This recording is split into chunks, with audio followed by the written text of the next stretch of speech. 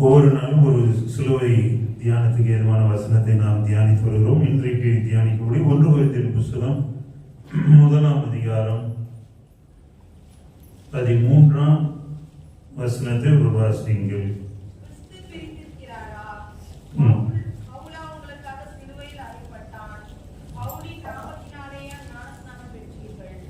பவுலா உங்களுக்காக சிலுவையில் அறையப்பட்டான். ஒரு கேள்வி, உங்களுக்காக சிலுவையில் அறையப்பட்டது யார் என்பதை நீங்கள் அறிந்து கொள்ள வேண்டும். உங்களுக்காக சிலுவையில் அறையப்பட்டது யார் என்பதை குறித்து இங்கே கொரிந்து சபைக்கு பவுல் தான் எழுதுகிறார். பவுல் எழுதுகிற பொழுது பவுல் கேட்கிறாரு, பவுலா உங்களுக்காக சிலுவையில் அறையப்பட்டான். பவுல் சிலுவையில் அறையப்படல, கிறிஸ்து அறையப்பட்டார். அதை குறித்து 17ஆம் வசனத்துல பவுலே அந்த விலைக்கு வருகிற பொழுது விளக்கு சொல்ற 17 ஞானஸ்நானத்தை கொடுக்கும்படி கிறிஸ்துவை அனுப்பவில்லை, சுவிசேஷத்தை பிரசிக்க அனுப்பினார். கிறிஸ்துவின் சிலுவை வீணாய் போகாதபடிக்கு சாதுரிய ஞானம் இல்லாமல் பிரசங்கிக்கவே அனுப்பினார். கிறிஸ்துவின் சிலுவை வீணாய் போகாதபடிக்கு. பவுலா அவங்களுக்காக சிலுவையில் அறையப்பட்டார் இல்லை. கிறிஸ்துவின் சிலுவை வீணாய் போய்விடக் கூடாது. கிறிஸ்துவின் சிலுவை வீணாய் போகாதபடிக்கு நீங்கள் சிலுவை குறித்த கவனத்தோடு இருங்க. கிறிஸ்து உங்களுக்காக ஏற்படுத்தின ரட்சிப்பு வீணாய் போய்விடக் கூடாது. கிறிஸ்து உங்களுக்காக காட்டின அவருடைய அன்பு வீணாய் போய்விடக் கூடாது. அவர் தன் அன்பை உங்களுக்காக காண்பித்தார். அவர் தன் இரக்கத்தை உங்களுக்காக காண்பித்தார். அவர் தன்னுடைய பாசத்தை உங்களுக்காக கொடுத்தார். தன் ஜீவனையே உங்களுக்காக கொடுத்தார். இந்த கிறிஸ்துவின் அன்பு உங்களுக்குள்ளே காணப்பட வேண்டும். கிறிஸ்துவின் அன்பிலே நீங்கள் நிலைத்திருக்க வேண்டும். கிறிஸ்துவின் சிலுவை வீணாய் போய்விடக் கூடாது. கிறிஸ்துவ நமக்காக உண்டு பண்ணின ரட்சிப்பு, மீட்பு, ஆசீர்வாதம், நன்மை, சுபிட்சம், சுகம், சேமம், ஐஸ்வர்யம் அனைத்தும் வீணாய் போய்விடக் கூடாது. அதை குறித்து நாம் கவனமாய் இருக்க வேண்டும் என்று திருமறை நமக்கு போதிக்கிறது. கிறிஸ்துவின் சிலுவை வீணாய் போகாதபடிக்கு நாம் எச்சரிக்கையாய் இருக்க அழைக்கப்படுகிறோம். பவுல் சொல்றாரு, என்னை பிரசங்கிக்க தேவன் தெரிந்து கொண்டார். இந்த வசனத்தை பிரசங்கிக்க தேவன் தெரிந்து கொண்டார்.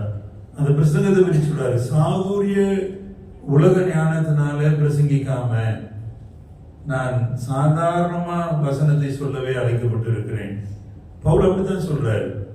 பவுல் சொல்ற வசனங்களை கேட்டவர்கள் மனம் திரும்பினார்கள். பவுலுடைய அந்த வசனங்கள் தான் இன்னைக்கு நிருபங்களாக எழுதப்பட்டிருக்கிறது. புதிய பாட்டுல பெரும்பகுதி பவுல் எழுதின நிருபங்கள். இந்த பவுலின் நிருபங்கள் இன்றைக்கு பிரசங்கிக்கப்படுகிற வேத வாக்கியங்களாக இருக்கிறது. பிரசங்கிக்கப்படுவதற்கு இந்த பவுலுடைய நிருபங்கள் தான் உதவி செய்கிறது. ஆகவே சாதுரிய ஞானத்தினால நான் இதை பேச விரும்பல. இந்த காரியங்களை நான் தேவ ஒத்தாசையோடு நான் கொண்டு செல்ல விரும்புகிறேன் என்று பவுல் சொல்லுகிறார். ஆகவே சிலுவை வீணாய் போகாதபடி நாம் பார்த்துக் கொள்ள அழைக்கப்படுகிறோம். பவுல் நமக்காய் சிலுவையில் அறையப்படவில்லை. எந்த மனிதரும் நமக்காய் சிலுவையில் அறையப்படவில்லை. நம் அருணாதர் இயேசு சிலுவையில் நமக்காய் ஜீவனை கொடுத்தார். அவர் கொடுத்த அந்த சிலுவையின் ஜீவன் வீணாய் போய்விடாதபடி நாம் எச்சரிக்கையாய் கவனமாய் நடந்து முன்னேற நம்மை ஆண்டவருடைய கரத்தில் அர்ப்பணிப்போம்.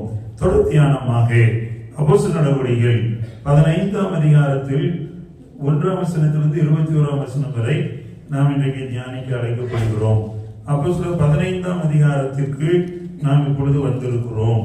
இங்கே ஒரு அருமையான சம்பவம் நடைபெறுகிறதை நாம் பார்க்க முடியும்.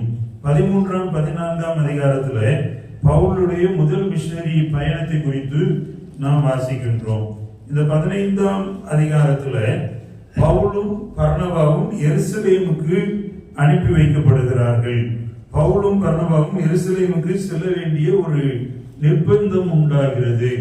பவுலும் பர்னபாவும் எருசலேமுக்கு பயணிக்கின்றார்கள். என்ன சூழ்நிலை என்றால், இங்கே அந்தியோகியாவிலே ஒரு பெரிய குழப்பம் உண்டாகிறது. வாசியுங்கள் 1ஆம் வசனத்தை. சிலர் யூதேயாவில் வந்து விருத்த சேதனம் அடையாவிட்டால் ரட்சிக்கப்பட மாட்டேன் என்று சகோதரருக்கு போதகம் பண்ணினார்கள். அதனாலே அவர்களுக்கும் பவுல் பர்னபா என்பவர்களுக்கும் மிகுந்த வாக்குவாதமும் தர்க்கமும் உண்டான போது பவுலும் பர்னபாவும் வெளியிலிருந்து வந்த யூதர்களின் நிமித்தம், யூதேயாவிலிருந்து வந்த யூதர்கள் நிமித்தம் யூதர்கள் சொல்றாங்க விருத்த சேதனம் வேணும். இவங்க உயிர்த்தெழுந்த இயேசுவை குறித்து பேசுறாங்க. உயிர்த்தெழுந்த இயேசுவை குறித்து பேதுரு பேசினார், பவுல் பேசுகிறார், பர்னபா பேசுகிறார், அப்போஸ்தலர்கள் பேசுகிறார்கள். இவ சில யூதர்கள் சொல்றாங்க நல்லது கிறிஸ்துவை விசுவாசிக்கிறீங்க, ஆனா இந்த விருத்த சேதனத்தை நீங்க பண்ணிக்கோங்க. விருத்த சேதனம் இல்லாம கிறிஸ்துவை நீங்கள் ஏற்றுக்கொண்டால் ரட்சிப்பு என்பது கேள்விக்குறியாயிரும். கிறிஸ்துவை நீங்கள் ஏற்றுக்கொள்ளுகிறீர்கள், ஓகே, விருத்த சேதனத்தை பற்றி என்ன, விருத்த சேதனத்தையும் செய்து கொள்ளுங்கள் என்று அவங்க பேசுறாங்க. அப்போ பவுலும் பர்னபாவும் அவர்களுக்கு எதிர்த்து நின்று வாக்குவாதம் பண்ணுகிறார்கள்.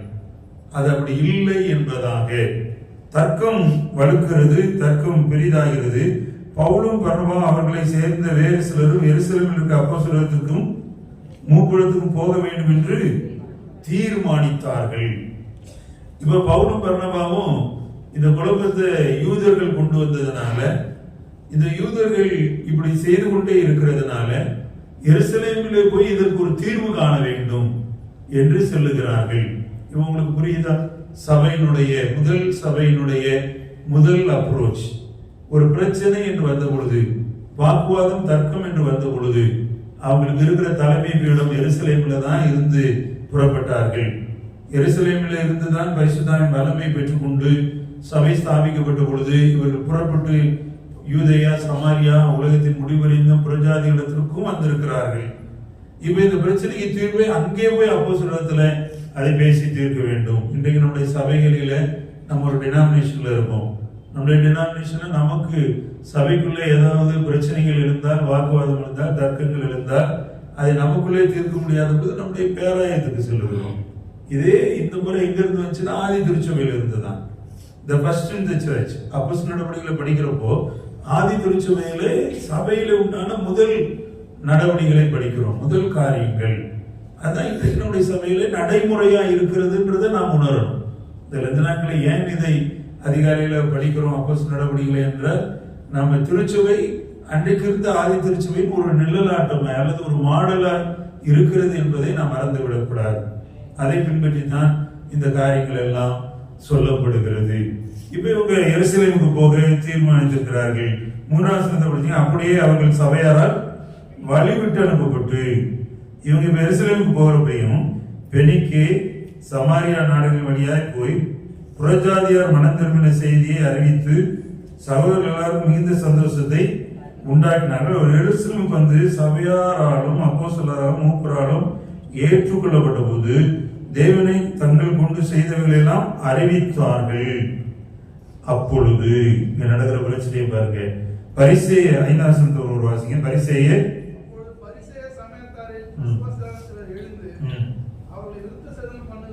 அவர்களை விருத்த சேதனம் பண்ணுகிறதுக்கும்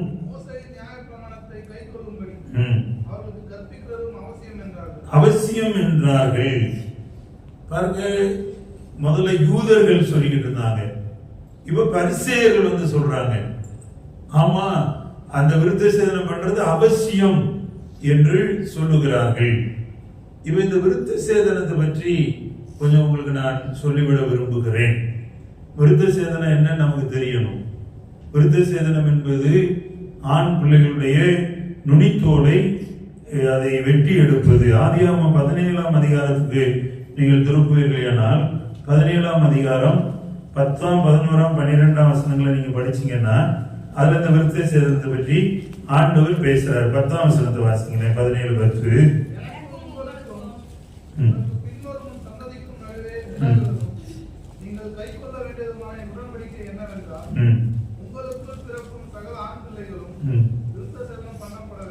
விருத்த சேதனம் பண்ணப்பட வேண்டும். எல்லா ஆண் பிள்ளைகளும் விருத்த சேதனம் பண்ணப்பட வேண்டும் என்பது நீங்க வீட்டுல போய் அந்த 3 வசனங்களையும் வாசித்து பார்த்தால் உங்களுக்கு அது புரிந்துவிடும். மாம்சத்தின் நுனித்தோலை வெட்டுவது அது உடன்படிக்கை, அது 8ஆம் நாளிலே செய்யப்பட வேண்டும். ஆபிரகாம் அதை செய்தார் என்று வேதம் சொல்கிறது. ஆதியாகமம் 17ஆம் அதிகாரத்துல 23ஆம் வசனத்துல பாத்தீங்கன்னா ஆபிரகாம் அப்படியே செய்து முடித்தான், தன் குடும்பத்தார் எல்லாருக்கும் செய்தான். ஆபிரகாம் இஸ்மவேலும் ஒரே நாளிலே விருத்த சேதனம் பண்ணப்பட்டார்கள். 27ஆம் வசனத்தை வாசி பாத்தீங்கன்னா ஆபிரகாம் தன் வீட்டில் உள்ள எல்லாருக்கும் செய்கிறான், எல்லா ஆண் பிள்ளைகளும். அது அடிமை பெண்ணிடத்துல பிறந்தவனாய் இருந்தாலும் சரி, வீட்டில் வேலை செய்கிறவர்கள் பெற்ற ஆண் பிள்ளையானாலும், வீட்டில் இருக்கிற எல்லா ஆண் பிள்ளைகளையும் விருத்த சேதனம் செய்து முடித்தான் என்று வேதம் சொல்கிறது. மாம்சத்தின் தோலை அதை அகற்றுவது, அந்த நுனித்தோலை அகற்றுவது விருத்த சேதனம் என்கிற முறையாக கடவுள் கொடுத்தார். இன்றைக்கு இதை இஸ்லாமியர்கள் பின்பற்றுகிறதை, யூதர்கள் பின்பற்றுகிறதை நாம் பார்க்க முடியும். இங்கே பவுலுடைய போதனை என்னவா இருக்குன்னா, பவுலுடைய போதனை வேறு விதமாய் இருக்கிறது. பவுலுடைய போதனை என்னவா இருக்கு? ரோமரின் புத்தகம் 2ஆம் அதிகாரத்துக்கு என்னோட வேகமா திருப்புங்க. ரோமர் 2ஆம் அதிகாரம் 28ஆம் வசனத்தை வாசிங்கன்னா,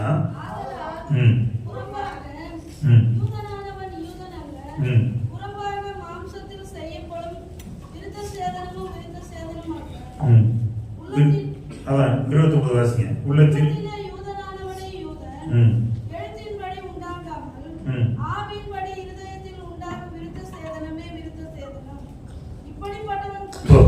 இங்க பவுல் சொல்றத பாருங்க, ரொம்ப தெளிவாக ஒரு காரியத்தை இங்கே அப்போஸ்தலர்கள் சொல்லுகிறார்கள். இது அப்போஸ்தலருடைய உபதேசம், அப்போஸ்தலருடைய கொள்கை என்று இதை சொல்லலாம். விருத்த சேதனத்தை குறித்து புரிந்து கொள்ளுதல். இவங்க என்ன சொல்றாங்க? புறம்பாக மாம்சத்தில் செய்யப்படும் விருத்த சேதனம் அல்ல. மாம்சத்தின் நுனித்தோலை வெட்டி விருத்த சேதனம் பண்ணதான் விருத்த சேதனம் என்பது அல்ல. மாறாக உள்ளத்துல யூதன் என்று சொல்லப்படுகிறவன் ஆவியின்படி இருதயத்தில் உண்டாகும் விருத்த சேதனமே விருத்த சேதனம். அப்ப இருதயத்தில் விருத்த சேதனம் பண்ணப்படுவதை குறித்து பவுல் பேசுகிறார், அப்போஸ்தலர்கள் பேசுகிறார்கள். அப்ப இருதயத்தில் விருத்த சேதனம் என்று ஒன்று தேவைப்படுகிறது. இருதயத்தில் விருத்த சேதனம் என்பதை குறித்து வேதம் பேசுகிறது. இருதயத்தில் விருத்த சேதனம் என்பதை குறித்து ஒரு தெளிவு நமக்கு தேவைப்படுகிறது. அத பழைய ஏற்பாட்டிலே பார்க்க முடியும் என்பதுதான் ஆச்சரியமாக இருந்தது. ஆண்டவர் தான் சொன்னார், ஆபிரகாம் செய்தான், இயேசுவுக்கு விருத்த சேதனம் செய்தார்கள். அவர் பிறந்த 8ஆம் நாளிலே விருத்த சேதனம் வரும் என்பதை அவர் ஆலயத்துக்கு கொண்டு போனார்கள் விருத்த சேதனம் பண்ணப்படுவதற்காக. அப்ப இயேசுவின் காலம் வரைக்கும் அது செய்யப்படுகிறது தான். இந்த பவுல் விருத்த சேதனம் பண்ணப்பட்ட ஒரு யூதன். பவுலை குறித்து நீங்க படிக்கிறப்போ பவுல் ஒரு யூதன், அவர் விருத்த சேதனம் பண்ணப்பட்டவர். அவர் தர்சு பட்டணத்தில் பிறந்தவர். தர்சு பட்டணத்தில் பிறந்து படிப்பதற்காக எருசலேமுக்கு வருகிறார். அவர் படிக்கிறதுக்காக எருசலேமுக்கு வந்து எருசலேமிலே தங்கியிருந்து படிக்கிறார். படிக்கிற காலத்துல கமாலியேல் இடத்துல அவர் பாடங்களை கற்றுக்கொள்கிறார்.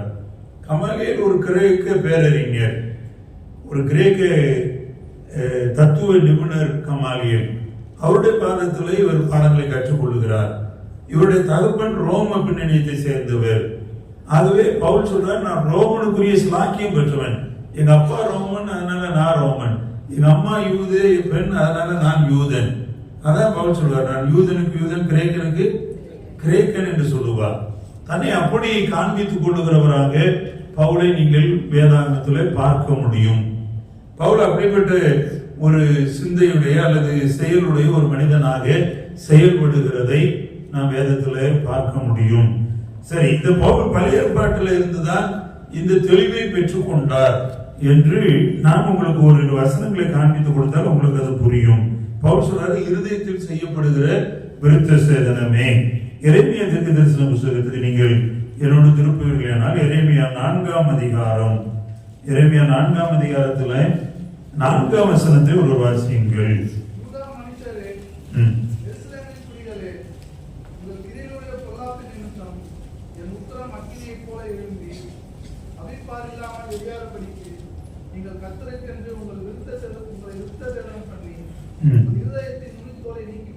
உங்கள் இருதயத்தின் நுனித்தோலை நீக்கி போடுங்கள். நீங்கள் கர்த்தருக்கென்று உங்களை விருத்த சேதனம் பண்ணி உங்கள் இருதயத்தின் நுனித்தோலை நீக்கி போடுங்கள். தீர்க்கதரிசி மூலமா ஆண்டவர் சொல்றாரு, நீங்க விருத்த சேதனம் பண்ணுகிறது கர்த்தருக்கென்று பண்றப்போ மாம்சத்தை குறித்து இங்கே பேசவில்லை. இங்கே சொல்ற இருதயத்தின் நுனித்தோலை நீக்கி போடுங்க.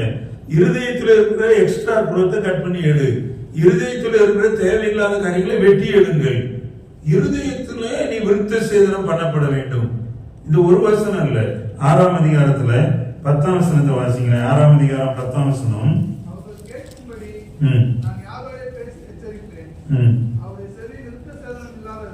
அவர்களுடைய செவி விருத்த சேதனம் இல்லாதவை. அவ செவிகளை விருத்த சேதனம் பண்ணணும் என்பதை பற்றி பேசுகிறார்.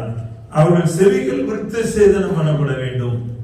பாருங்க, எரேமியாலே சொல்றாரு, அவங்க இருதயம் விருத்த சேதனம் பண்ணப்பட வேண்டும், அவங்க செவிகள் விருத்த சேதனம் பண்ணப்பட வேண்டும்.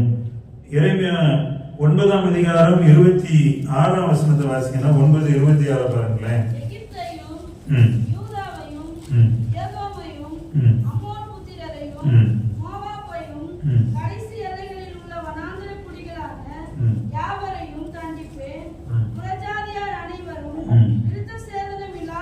புறஜாதியார் அனைவரும் விருத்த சேதனம் இல்லாதவர்கள், ஆனாலும் இஸ்ரவேல் வம்சத்தார் அனைவரும் இருதயத்திலே விருத்த சேதனம் இல்லாதவர்கள் என்று கர்த்தர் சொல்லுகிறார்.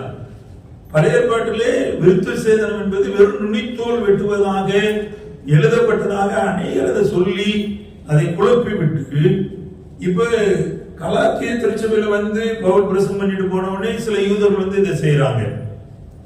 இந்த முதல் மிஷனரி பயணத்துல சபைகளிலே போய் கிறிஸ்துவை பற்றி சொல்லி பவுல் அப்போஸ்தலன் சபைகளை ஸ்தாபித்து வருகிறார். பின்னாடியே சில யூதர் விருத்த சேதனம் பண்ணலைன்னா நீ ரட்சிக்கப்பட்டது ரட்சிப்பு இல்லைன்றாங்க. ஆகவே இந்த விருத்த சேதனத்தை குறித்து ஒரு தர்க்கமும் வாக்குவாதமும் உண்டாகி எருசலேம் சங்கத்துக்கு செல்லுகிறார்கள். எருசலேம் சங்கத்துல இந்த விருத்த சேதனத்தை குறித்த தெளிவை அவர்கள் பெற வேண்டியதா இருக்கிறது. அந்த விருத்த சேதனத்தை பற்றி பவுல் சொல்றாரு, இருதயத்தில் பண்ணப்படுகிற விருத்த சேதனமே விருத்த சேதனம், மாம்சத்தின்படி அல்ல என்று பேசுகிறார். இது எங்கிருந்து எடுத்தார் என்பதை நான் உங்களுக்கு காண்பித்துக் கொண்டிருக்கிறேன். எரேமியா தீர்க்கதரிசி மூலமாய் சொல்லப்பட்டதை சொன்னேன். உபாகமத்துல வந்தீங்கன்னா ஆண்டவர் கட்டளை கொடுத்த நாட்களிலேயே இந்த இருதயம் சுத்திகரிக்கப்படுவதை குறித்து, இருதயம் விருத்த சேதனம் பண்ணப்படுவதை குறித்து ஆண்டவர் பேசுறார், மோசே மூலம் பேசுறாரு. உபாகமம் 30ஆம் அதிகாரம் 6ஆம் வசனத்துக்கு வாங்க. உபாகமம் 30ஆம் அதிகாரம் 6ஆம் வசனம்.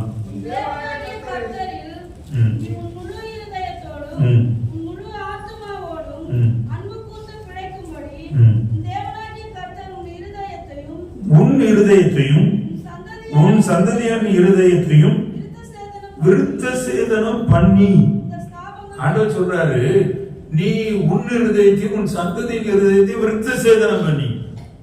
இப்ப இந்த விருத்த சேதனம் இல்லாமல் ரட்சிக்கப்பட முடியாதுன்னு சொன்னா வெறும் ஆண்கள் தான் ரட்சிக்கப்பட முடியும் என்பதாக அதை கொண்டு போய் விடுகிறார்கள். யூதர்கள் அப்படி ஒரு புரட்டு உபதேசத்தை போதித்தார்கள். இல்ல, ஆண்டவரை விசுவாசிக்கிற ஆணும் பெண்ணும் நீங்கள் விருத்த சேதனம் பண்ணப்பட வேண்டும். எங்கே? இருதயத்துல. இந்த 30ஆம் அதிகாரம் 8ஆம் வசனத்தை வாசிங்களேன். 8ஆம் வசனத்துல, நீயோ மனம் திரும்பி கர்த்தரின் சத்தத்துக்கு செவி கொடுத்து எல்லா கற்பனைப்படி செய்.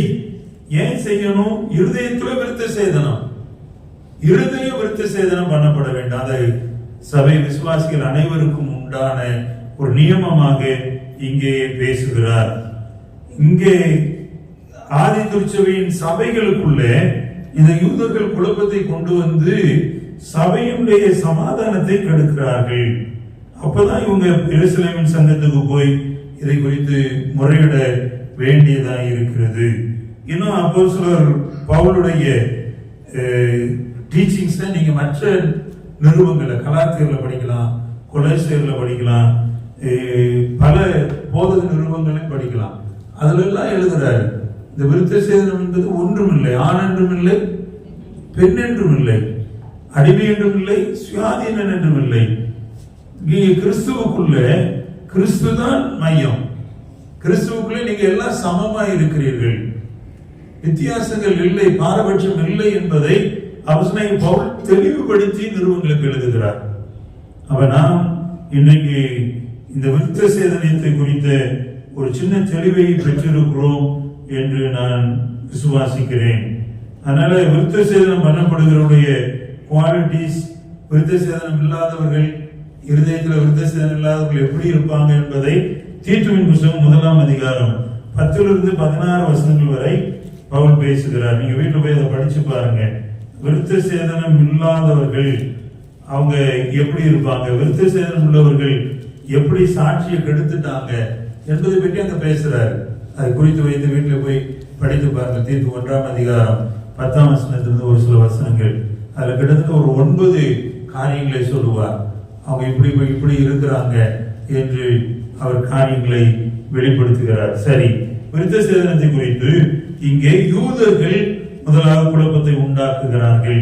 இவங்க எருசலேமுக்கு போன பொழுது எருசலேமில் பரிசேய சமயத்தவர்கள் இணைந்து அப்போஸ்தலருக்கு எதிராக இது ஏன் பண்ணக்கூடாது, இது பண்ண வேண்டும் என்று பேசுகிறார்கள். பாருங்க, இந்த ஆதி திருச்சபையில உண்டான இந்த தர்க்கம், ஆதி திருச்சபையில உண்டான இந்த குழப்பம், இது விருத்த சேதனத்தை டாக்டரினை குறித்த குழப்பம். இன்றைக்கு பாருங்க, சபைக்குள்ள நிறைய கள்ள உபதேசங்கள், டாக்டரினல் சேஞ்சஸ் நிறைய உள்ளே பேசப்படுகிறது. சபை கவனமாய் இருக்க வேண்டும். இந்த கள்ள உபதேசங்களுக்கு சபை என்ன பண்ணிடக்கூடாது, அடிபணிந்து விடக்கூடாது. கள்ள உபதேசங்களுக்கு நீங்க அடிபணிய கூடாதுன்னா, நீங்க விருத்த சேதனத்தை குறித்து எப்படி இன்றைக்கு நாம் கற்றுக்கொண்டோமோ அது போல திருச்சபையின் பிரமாணங்களை குறித்து கற்றுக்கொள்ள வேண்டும். உங்களுக்குள்ள ஒரு தெளிவு வரணும். ஒரு தெளிவை நீங்கள் பெற்றிருக்க வேண்டும். உங்களுக்குள்ள இருக்கிற தெளிவு உங்களை வழிநடத்த வேண்டும். அந்த தெளிவுல நீங்க கரெக்டா இருக்கணும். அதில் நீங்க குறைவு போட்டு விடக்கூடாது. நீங்கள் நிறைவாய் செயல்பட வேண்டும். அதுதான் ஆண்டவர் விரும்புகிறார். 7ஆம் வசனத்துல 15ஆம் அதிகாரம் அப்போஸ்தலர் 15:7 வாங்க வேகமாய். இதை நான் சொல்லி முடிக்கிறேன். மிகுந்த தர்க்கம் உண்டான போது பேதுரு எழுந்து அவர்களை நோக்கி, நீங்கள் அறிந்திருக்கிறபடி புறஜாதியார் என்னுடைய வாயினாலே கேட்டு விசுவாசிக்கும்படி பாருங்க, இங்க பேதுரு ஒரு செய்தி கொடுக்கிறார். பேதுருடைய பிரசங்கம் இந்த 7ஆம் வசனத்திலிருந்து அது காணப்படுகிறது. 7, 8, 9 இந்த 3 வசனத்துல நீங்க பாத்தீங்கன்னா 3 பாயிண்ட் சொல்றாரு. ஒண்ணு, உங்கள் பிதாக்களின் தேவன் என்னை தெரிந்து கொண்டார். அவர் சொல்றாரு, இந்த சுவிசேஷத்தை அறிவிக்கும்படியாய் என்னை தெரிந்து கொண்டார். என்னை ஆண்டவர் தெரிந்து கொண்ட நோக்கம் ஒன்று இருக்கிறது. அது இந்த சுவிசேஷத்தை அறிவிக்கும்படியாய். 8ஆம் வசனத்தை சொல்றாரு, இருதயங்களை அறிந்திருக்கிற தேவன் நமக்கு பரிசுத்த ஆவியை தந்துள்ளது போது அவர்களுக்கும் தந்துள்ள அவர்களை குறித்து சாட்சி கொடுத்தார். என்னை தெரிந்து கொண்டார், அவர்களுக்கு பரிசுத்த ஆவியை கொடுத்தார். இப்ப பிரச்சனையே புறஜாதியானவர்களை எப்படி ஏற்றுக்கொள்வது? விருத்த சேதனம் இல்லாம ஏற்றுக்கொள்ள முடியாது. விருத்த சேதனம் கொடுத்தாதான் அவங்களை சபையில அங்கமாக்கலாம், மெம்பர் ஆக்கலாம். இன்னைக்கு இருக்கிற சபையில இது ஒரு பிரச்சனை. இவங்க மெம்பர் இல்லையா என்ற கேள்விகள் நம்முடைய சட்ட திட்டத்துல கூட இருக்கு. நம்முடைய திருச்சபைகள்ல மெம்பராக மாறினா 5 வருடம் ஒரு திருச்சபையில அவங்க மெம்பராக இருந்திருக்கணும். அவங்க மெம்பராக இருக்கிறாங்கன்னா அவங்க தசமபாகம் கொடுத்திருக்கணும். அவங்க மெம்பராக இருக்கிறாங்கன்னா திருவிருந்தலை பங்கு பெற்றிருக்க வேண்டும். அவங்க மெம்பராக இருக்கிறாங்கன்னா எல்லா ஊழியத்திலும் பங்கு பெற்றிருக்க வேண்டும். எல்லா காணிக்கைகளையும் ஊழியத்துக்கு, ஆண்டு விழாவுக்கு, ஊழியத்துக்கு, சுவிசேஷ காரியத்திற்கு, ஊழியத்தின் தேவைக்கு என்று கொடுத்திருக்க வேண்டும். இதெல்லாம் நம்முடைய மேனுவல் இருக்கு, நம்முடைய சட்டத்துல இருக்கு. இது எங்க இருந்து வந்துச்சுன்னா இங்க இருந்துதான் அப்போஸ்தலர் நடவடிக்கையில ஆதி திருச்சபையில் இருந்துதான் அது வந்த காரியங்கள். இங்கே இவர்களை விருத்த சேதனம் இல்லாம எப்படி ஏற்றுக்கொள்வது என்கிற தர்க்கத்துக்கு பேதுரு பதில் அளிக்கிறார். பரிசுத்த ஆவி அவர்கள் கொடுக்கப்பட்டிருக்கு, கடவுள் அவர்களை குறித்து சாட்சி கொடுக்கிறார். கடைசியாக அந்த 9ஆம் வசனத்துல வாசிக்கணும். 9ஆம் வசனத்துல விசுவாசத்தினால் இருதயங்களை அவர் சுத்தமாக்கி நமக்கும் அவர்களுக்கும் யாதொரு வித்தியாசமும் இல்லாதபடி செய்தார். இப்ப பேதுரு பேசுறாரு, ஆண்டவர் இதை செயல்படுத்துறார், நீங்க ஏன் தடுக்கிறீங்க? சங்கத்தாரை பார்த்து கேட்கிறாரு, ஆண்டவர் இதை செய்கிறார். என்னை தெரிந்து கொண்டார், என்ன புறஜாதிக்கு வீட்டுக்கு போன்னு சொன்னார். இவர் எதை பற்றி பேசுறாருன்னா அப்போஸ்தலர் 10ஆம் அதிகாரத்துல கொர்நேலியு வீட்டுக்கு போனதை பற்றி பேசுறாரு. கொர்நேலியு வீட்டுக்கு போறதுக்கு முன்னாடி யோப்பா பட்டணத்துல சீமோனுடைய வீட்டுல பேதுரு இருந்த பொழுது தேவன் பேதுருவை கன்வின்ஸ் பண்றாரு. பேதுரு என்ன கன்வின்ஸ் பண்றாரு? அசுத்தமானதுன்னு சொல்லாத, நான் சுத்தமாக்கி இருக்கிறேன், நான் சுத்தமாக்குனது எல்லாம் பரிசுத்தமானதுதான், அவை புறஜாதி இடத்துல நீ போகலாம் என்று சொல்லி அனுமதி கொடுக்கிறார். அனுமதி கொடுத்து உற்சாகப்படுத்துகிறார். ஆண்டவர் திருச்சபையில புறஜாதிகளை ஆவியினாலே அபிஷேகித்து கொண்டு வந்து சேர்க்கிறார். இதைத்தான் பேதுரு பேசுறாரு. நீங்களும் நானும் அப்படித்தான் இருந்தோம். காணியாட்சிக்கு வெளியே இருந்தோம். இந்த சுதந்திரத்துக்கு புறம்பாக்கப்பட்டவர்களா இருந்தோம். உங்களையும் என்னையும் அவர் தம் சொந்த ஜனமாய் மாற்றி இருக்கிறார். அப்படியே கண்களை மூடி ஒப்பு கொடுப்போம். ஆண்டவரே, சொந்த ஜனமான யூதரை தள்ளி தொலைவில் கிடந்த புறஜாதியாம் என்னை உடைய மந்தையில் சேர்த்தீரே. அதற்காக பராபரன் தன் ஜீவனை கொடுத்தீரே. அந்த அன்பை எண்ணி நன்றி சொல்கிறோம். கிறிஸ்துவின் சிலுவை வீணாய் போகாதபடி நாங்கள் சிலுவை குறித்து, சிலுவையினால் கிடைக்கிற ரட்சிப்பை குறித்து, எங்கள் இருதயம் விருத்த சேதனம் பண்ணப்பட வேண்டியதை குறித்து இந்த காலையில் நீர் எங்களுக்கு நினைவுபடுத்தி இருக்கிறீர். இதை கொண்டு என்னுடைய பரிசுத்த வாழ்க்கையை இன்னும் பரிசுத்தமாக நாங்கள் இன்னும் கட்டி சேர, இன்னுமே நெருங்கி ஜீவிக்க எங்களுக்கு கிருபைதான். அந்தியோகியாவில் ஆதி திருச்சபையில் தர்க்கங்கள் உண்டானது, வாக்குவாதம் உண்டானது, விருத்த சேதனத்தை குறித்த குழப்பம் உண்டானது, உபதேச மாறுபாடு உள்ளே வந்தது. ஆனால் அதில் அப்போஸ்தலர்கள் நிலைத்திருந்து உம்முடைய செயல்பாட்டை மக்களுக்கு புரிய வைத்தார்களே, அதற்காக நன்றி சொல்கிறோம். எங்கள் வாழ்க்கையில் செயல்படுகிறதை நாங்கள் புரிந்து இன்னும் முன்னேறி செல்ல எங்களுக்கு கிருபைதான். எங்களை ஆளுகை செய். இயேசுவின் நல்ல நாமத்தில் ஜெபிக்கிறோம் பிதாவே.